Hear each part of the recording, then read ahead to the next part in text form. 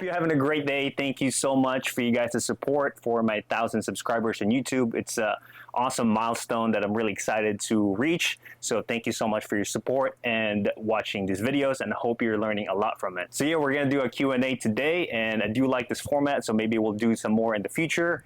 But yeah, let's get started. All right, guys, we're gonna pick the winner for the 30-minute Amazon consultation where you can ask me anything about Amazon related. So let's go pick the winner.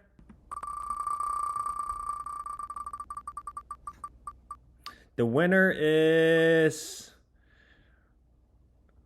Wall Street 18. Congratulations, Wall Street 18.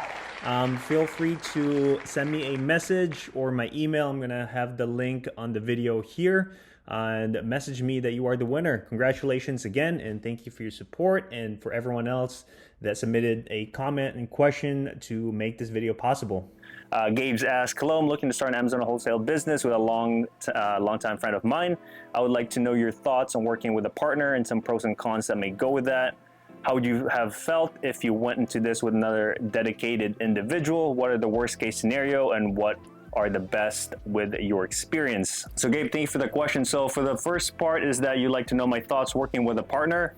I personally have not worked with a partner before. It was something that I was thinking when I started the business. It can get complicated to a point because, you know, just based from things I've read in terms of business books and just watching videos and podcasts and stuff, that it can either work out or it could not, you know, especially if it's a friend. It can affect your relationship in terms of going to the business, you know, emotion, but also on the other hand, it could be like a good thing that can go out from that. So those would be like the pros and cons that would go along with it. Again, I don't have much experience, so I want to be honest here with you and share my thoughts. And the second part of the question is, how would you felt if you went to this with a dedicated individual? If it's strictly for business and not like someone that I have a prior relationship with, I want to know if that person I can build long-term relationship, not just for the short term to whether make profit, make money. I want to be able to work with them for a long term. So I would assess the individual, see if someone you can work with every day, of course, and yeah, just long term, because that's where you really can gain something from someone, is when you're working with them long term. Is it compounds like with everything else, you know, like with this YouTube video, long term, you know, a couple of years, that's where I can see the benefit. And the same thing with the Amazon business if you're starting. So that's what I would say in terms of looking for a partner, for a dedicated individual. Worst case scenario, we kind of briefly hit about that. It's like if it's a friend, a close friend, it can maybe potentially ruin that friendship, a relationship.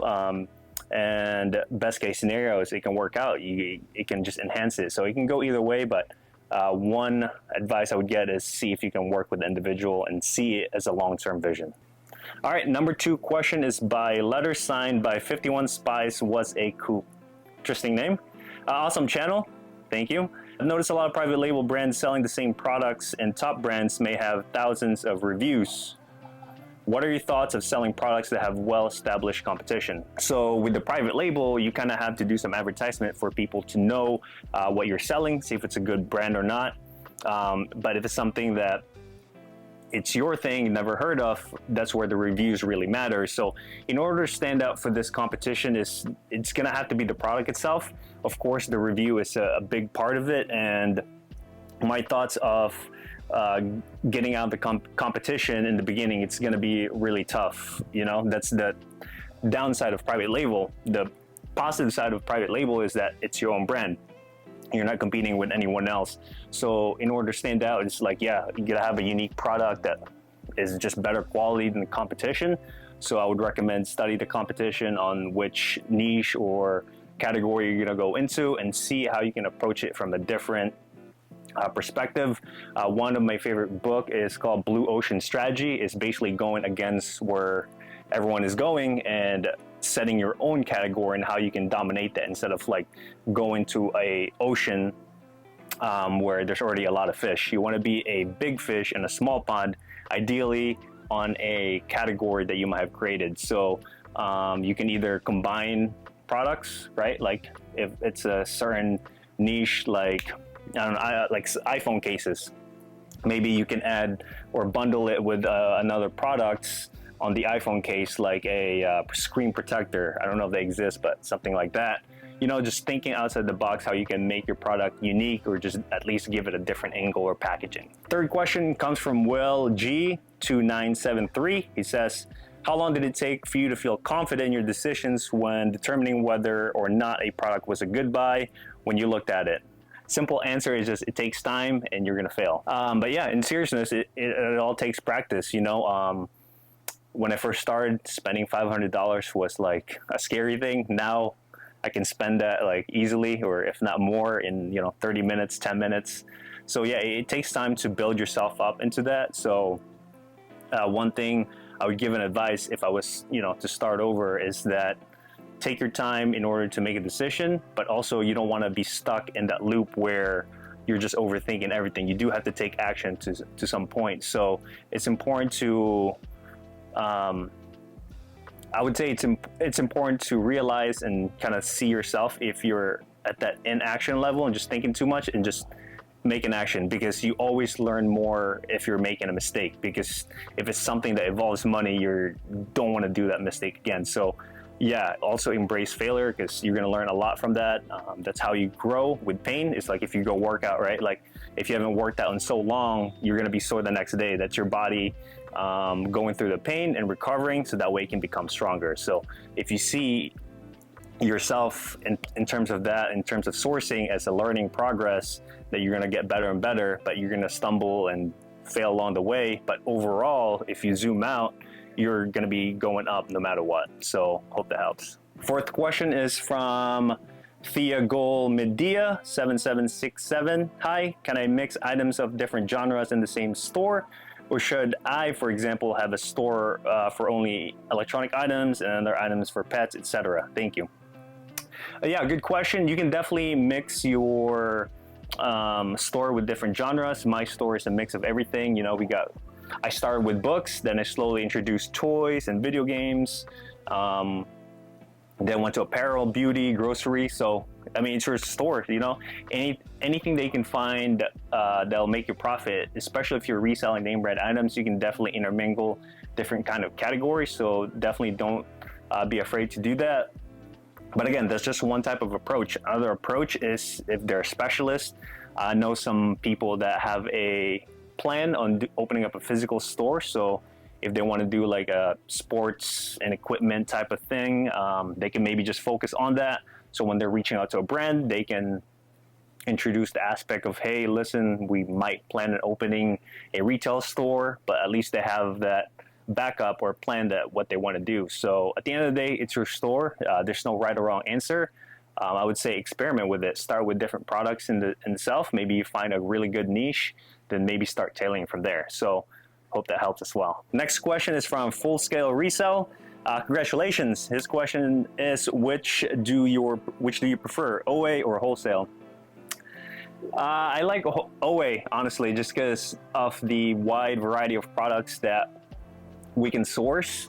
Wholesale I see as like an addition in terms of the business, as a complementary, but majority of our business is OA or online arbitrage. Couple benefits that I see is, I get to use my credit card, which you get some credit card points. The second one is you get cashbacks if you do use that. Yeah, just a wide array of products, kind of spread yourself out in terms of risk. Wholesale, on the other hand, if you do find a good one, that can pay off as you can buy more quantities, right? Versus OA, which you're limited. But yeah, I think a mix of both would be kind of like the ideal world. I would say like 80% OA, 20% wholesale, or 70-30, around there. All right, next question goes to Wall Street 18. For which people would you not recommend Amazon FBA? That's a tough question. I would say I wouldn't recommend Amazon FBA if you're not ready to put in the time and effort to do it, especially in the beginning. If you can't set aside 10 hours minimum, I would not recommend doing Amazon FBA. And also if you don't have the capital to work with in the beginning. And what I mean by that is if you don't have, minimum $1,000, $2,000, around there. I mean, you can certainly make it work out. It's a little bit harder. But if you're not there, definitely save up, then have the time. So those are two, but anyone can do this, honestly. It's not rocket science. There's a lot of information out there. that you can learn. So if you have the time, you can definitely learn how to source. You can definitely learn how to get better at it, figure out anything. And the second one is cash flow, because once you figure out the business, you know, that's all it is. Whoever's got the most cash flow can spend and get more sales. So at the end of the day, anyone can do it as long as you get the time and money. All right, next question goes to Candice Vernon 1371. How can I find my first product as well as one of the one will sell and also ungate me in a category? Example is grocery and beauty. So yeah, Candice, I would recommend is to use Keepa or Ace and Zen, the profit calculator, to determine your first product to sell. Is I would find a product that has a really good ranking. So if it's a grocery or beauty, that could be, you know, 50,000, 40,000, or even 30,000 K ranking or below. So look for an item that you can source that'll make you profit that's 30,000 or less in terms of that. And those software, especially Ace and Zen, once you sync it to your Amazon account, it will tell you if you need to be ungated or not. So that will help you as well finding your first product, because if you can't ungate it, then it wouldn't matter if you can find it profitable or not in the beginning. So Ace and Zen is a great tool for that, and I'll have a link for you to download below. But definitely check that out. That would help a lot in terms of sourcing, and that's what I would recommend. Next question goes to Bruno Gotardo 8113. If you would start selling on Amazon today, what would be your business plan to take advantage of Q4 2023? I like this question. Thank you, Bruno. So if I was to start Amazon today, which we are in October, we got November, December, we're pretty much in Q4 now, I would hit up retail arbitrage. The reason for that is you can get access to products immediately, and you can ship them possibly the same day if you really can do it. Of course, OA is option as well, but you're just adding more days into that terms.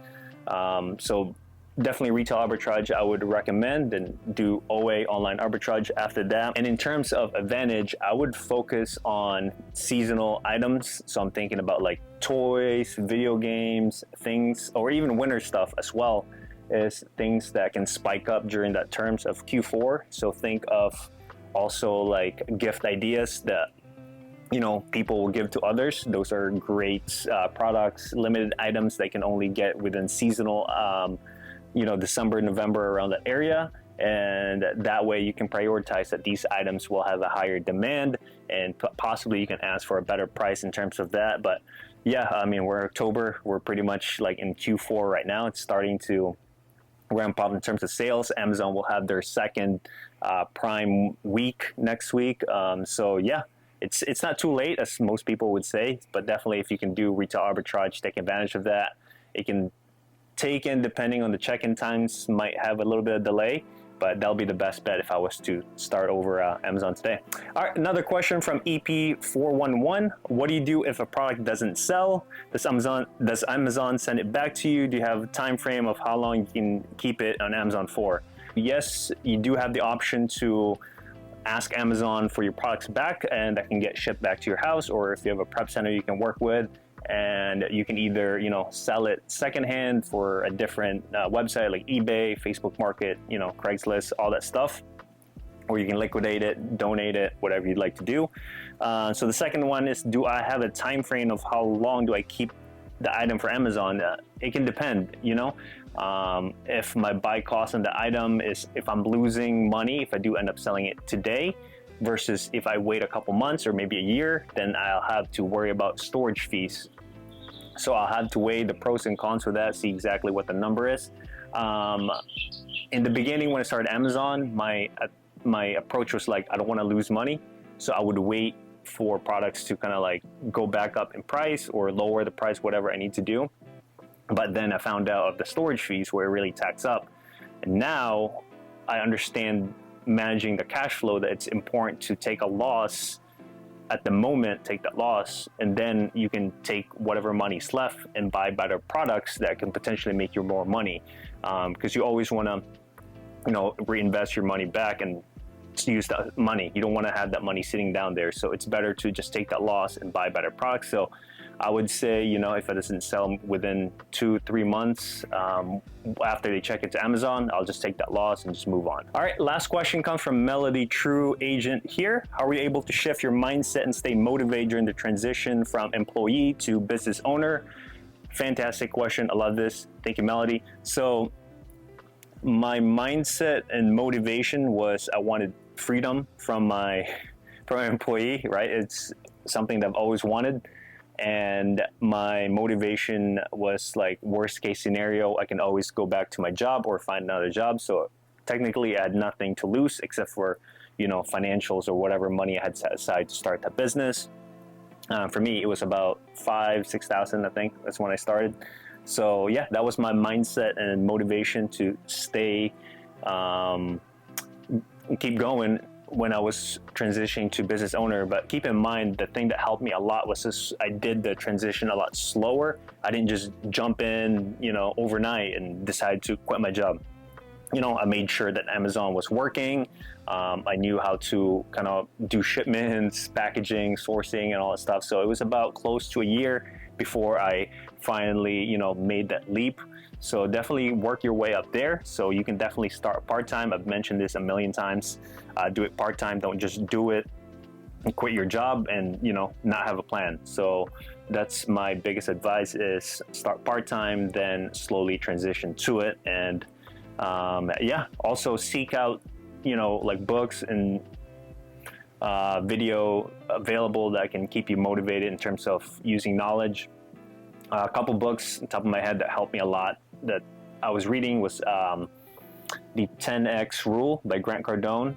I constantly refer to that book all the time in terms of mindset and his just approach that whatever you're doing, do it 10 more times the effort, and it's guaranteed gonna yield a result. You might not reach the result that you want, but at least if you put in that amount of effort 10 times than what you would, you'd still achieve more than maybe like a very low goal that you might have set. So it's a great shift in mindset. So 10X Rule by Grant Cardone is a good one.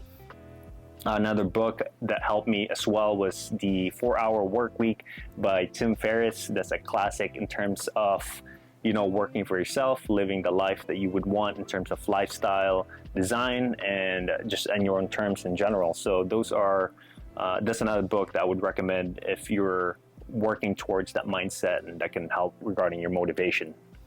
But yeah, thank you guys so much for watching. Feel free to check out these videos above here if you want to learn more about Amazon. And until next time.